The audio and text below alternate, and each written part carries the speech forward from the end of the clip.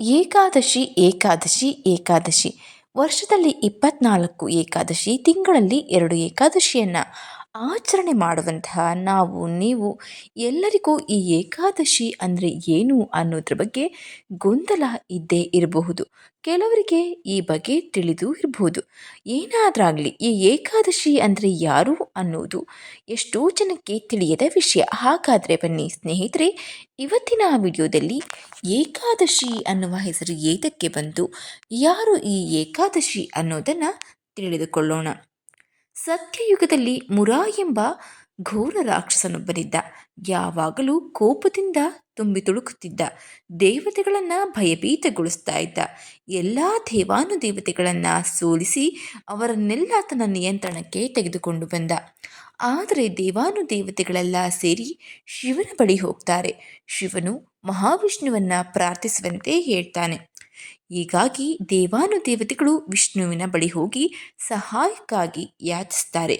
ಎಲ್ಲ ದೇವತೆಗಳ ಪ್ರಾರ್ಥನೆಯನ್ನ ಕೇಳಿದ ಮಹಾವಿಷ್ಣು, ಓ ದೇವತೆಗಳೇ, ನೀವೆಲ್ಲ ಈಗ ಮುರನ ರಾಜಧಾನಿಗೆ ತೆರಳಿ ಯುದ್ಧವನ್ನ ಮಾಡಿ ಅಂತ ಹೇಳ್ತಾನೆ. ಜೊತೆಗೆ ಮಹಾವಿಷ್ಣು ಕೂಡ ಹೋಗ್ತಾನೆ. ನಂತರ ಮುರನ ಸೈನಿಕರು ದೇವತೆಗಳ ನಡುವೆ ಘೋರ ಕಾಳಗವೇ ನಡೆಯುತ್ತೆ. ನೂರಾರು ರಾಕ್ಷಸರು ಮಹಾವಿಷ್ಣುವಿನ ಕೃಪೆಯಿಂದ ಕೊಲ್ಲಲ್ಪಡ್ತಾರೆ. ಕೊನೆಗೆ ಮುಖ್ಯ ರಾಕ್ಷಸ ಕೋಪಿಷ್ಟ ಮುರನು ಮಹಾವಿಷ್ಣುವಿನೊಂದಿಗೆ ಹೋರಾಡಲು ಪ್ರಾರಂಭಿಸ್ತಾನೆ. ಮೊದಲು ಆಯುಧಗಳಿಂದ, ನಂತರ ಬರೀ ಕೈಗಳಿಂದ 1000 ವರ್ಷಗಳ ಕಾಲ ಘೋರ ಯುದ್ಧವನ್ನ ಮಾಡ್ತಾರೆ. ನಂತರ ದಣಿದವನಾದ ಮಹಾವಿಷ್ಣು ಬದರಿಕಾಶ್ರಮಕ್ಕೆ ಹೊರಟು ಹೋಗ್ತಾನೆ. ಅಲ್ಲಿ ವಿಶ್ರಾಂತಿ ಪಡೆಯಲು ಹೇಮಾವತಿ ಎಂಬ ಒಂದು ಗುಹೆಯನ್ನು ಪ್ರವೇಶಿಸ್ತಾನೆ. ರಾಕ್ಷಸನು ಕೂಡ ಅವನನ್ನು ಹಿಂಬಾಲಿಸಿ ಗುಹೆಯೊಳಗೆ ಬರ್ತಾನೆ.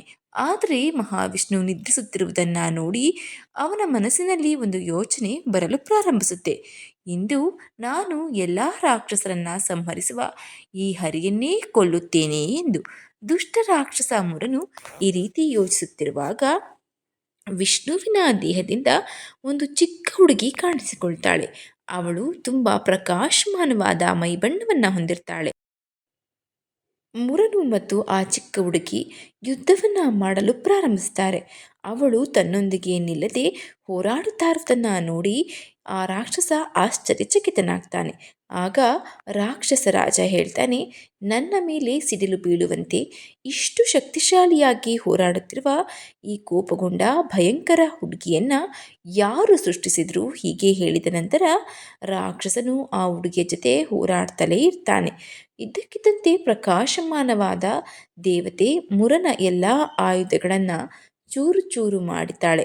ಒಂದು ಕ್ಷಣದಲ್ಲಿ ಅವನ ರಥವನ್ನೇ ಕಸಿದುಕೊಳ್ತಾಳೆ. ಅವನು ತನ್ನ ಬರೀ ಕೈಗಳಿಂದಲೇ ಅವಳ ಮೇಲೆ ದಾಳಿ ಮಾಡಲು ಪ್ರಾರಂಭಿಸ್ತಾನೆ. ಅವಳು ಅವನು ಬರುತ್ತಿರುವುದನ್ನು ನೋಡಿದಾಗ ಕೋಪದಿಂದ ಅವನ ತಲೆಯನ್ನು ಕತ್ತರಿಸ್ತಾಳೆ.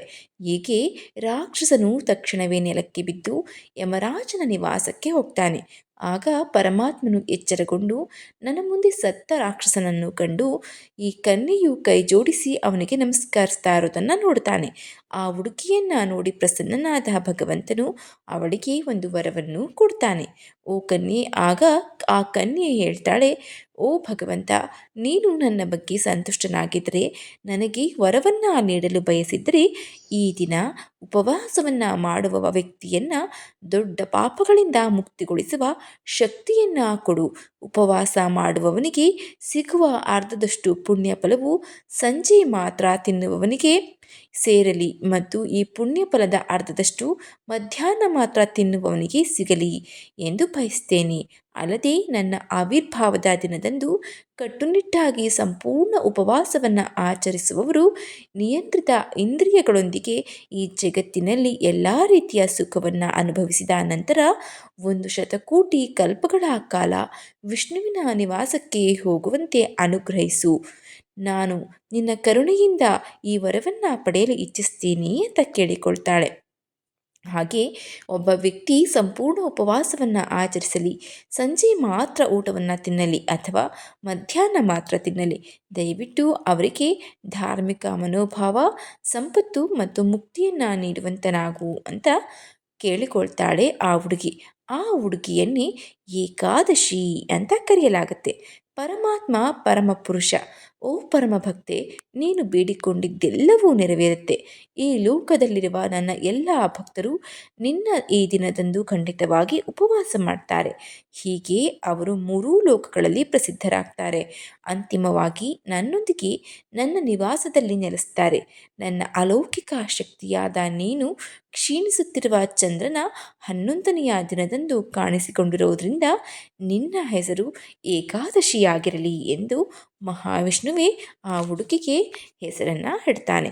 ಒಬ್ಬ ವ್ಯಕ್ತಿ ಏಕಾದಶಿಯಿಂದ ಉಪವಾಸವನ್ನು ಮಾಡಿದರೆ ಎಲ್ಲ ಪಾಪಗಳೂ ಸುಟ್ಟು ಹೋಗುತ್ತೆ, ನನ್ನ ಅಲೌಕಿಕ ನಿವಾಸ ಸಿಗುತ್ತೆ ಎಂದು ಮಹಾವಿಷ್ಣು ಏಕಾದಶಿಗೆ ಹೇಳ್ತಾನೆ. ಸ್ನೇಹಿತರೆ, ತಿಳಿದುಕೊಂಡ್ರಲ್ವಾ ಏಕಾದಶಿ ಅಂತ ಕರೆಯೋದು ಏತಕ್ಕಾಗಿ, ಯಾರು ಈ ಏಕಾದಶಿ ಅಂತ? ಮುರನ ಸಂಹಾರಕ್ಕಾಗಿ ಜನಿಸಿದವಳೇ ಈ ಏಕಾದಶಿ. ಮಹಾವಿಷ್ಣುವಿನ ದೇಹದಿಂದ ಜನ್ಮಿಸಿದವಳೇ ಈ ಏಕಾದಶಿ. ಸ್ನೇಹಿತರೆ, ಎಲ್ಲರಿಗೂ ಈ ವಿಡಿಯೋ ಇಷ್ಟ ಆಗಿದೆ ಅಂತ ತಿಳ್ಕೊಳ್ತಾ ವಿಡಿಯೋವನ್ನು ಮುಗಿಸ್ತಾ ಇದ್ದೀನಿ. ಧನ್ಯವಾದಗಳು.